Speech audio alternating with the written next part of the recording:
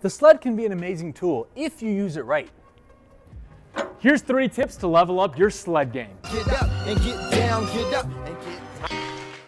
First, let's start with sled pulling. Now, this is a great way to build work capacity and cardio. And as a strength athlete, I don't want to do a ton of running. This is a much better way to get my cardio work in.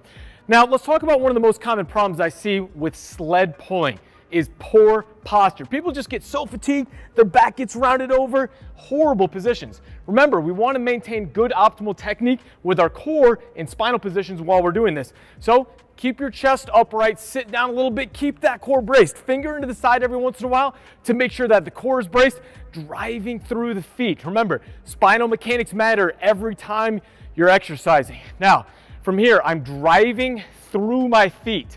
I'm not relaxing over or just plopping my foot down. Drive through the toes. With this, good spinal mechanics, good breathing while I'm doing this. I'm not just big breath in, big breath out. Keeping this braced, that's how you're gonna optimize your sled pull. But now, let's talk about the sled push. So with the sled push, the most important thing to start with is think about your feet. Grab the ground, move slow at the beginning so you really are pushing and feel those toes integrate. If you can do this barefoot, that's amazing. If you need to wear shoes, that's fine. But think about feeling those feet push into the ground. That integrates the foot, ankle, lower leg complex. Then we want to drive those knees over the toes. We want to get that stretch from the bottom of the foot and the back of the calf. Drive the knee over the toe as you get into this position. And then third, you can push with the arms extended or the arms bent and keep that chest upright. Just focus on your breath and get into whatever is the most effective position. What people do is they drop their head down and they lose all control, they lose all their posture, they lose their breathing, and then they immediately sink with their cardiovascular capacity. So think about it, if your arms are straight, this is kind of easier when it's lighter weight. When you want to get heavier and really push, I find it's best to bend the arms and lean in.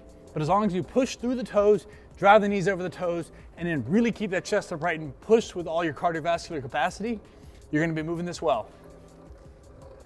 There you go, guys. So this is your ultimate sled push and pull tutorial. Remember, if you're doing this correctly, especially on your pulls, those quads are going to be burning. And if you're driving well and getting that full hip extension, you're definitely going to be feeling your glutes and hamstrings working well as well. So we use the tank for this. Obviously, you don't have to have one.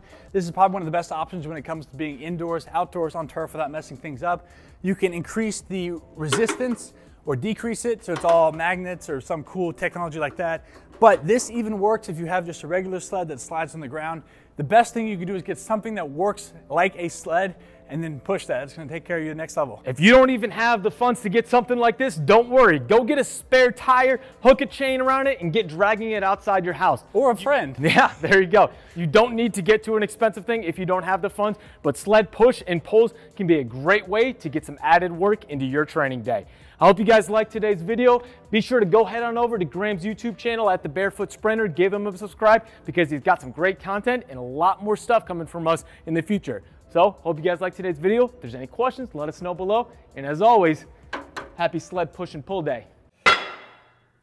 They say that energy flows where attention goes, so I pay no mind. Why waste my time with all these negative cats scratching? So caught up in their egos, these people have lost.